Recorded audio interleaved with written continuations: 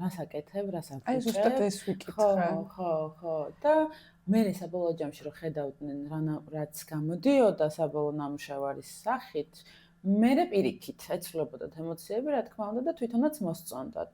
და ეხა დღევანდელ რეალობაში უკვე ფესტივალებიც საკმაოდ ბევრი გვაქვს, მხატვრები ძალიან ბევრი და ძალიან ბევრი ნიჭიერი მხატვარი გვყავს და შესაბამისად ეს გაუცხოების მომენტი არ არის და პირიქით უფრო გამხნევების ამბავი არის ხოლმე.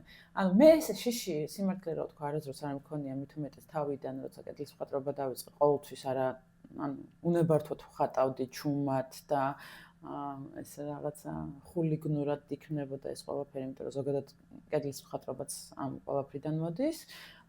თუმცა მე ნელ-ნელა უკვე როცა არ ვიცი, ფეხი მოვიკიდე თუ შედარებით ისეთი ბევრისთვის ცნობადი გავხდი, იყო რაღაც თემები, რომლებსაც ხო, ნეგატიური უკავშირები მოდიოდა, თუმცა არასდროს არ მისმენია მსგავს რაღაცების, იმიტომ რომ ქუჩის ხელოვნება საბოლოო ჯამში მაინც თვით გამოხატვის ერთ-ერთი ყველაზე ძლიერი იარაღი არის და შესაბამისად იმდენად დარწმუნებული ვიყავი ჩემი აი ამ რაღაცა შინაგანი სამყაროს გამოტანის ამბავში ალბათ აქ, რომ ინტერესი უფრო მქონდა ყოველთვის ვიდრე შიში.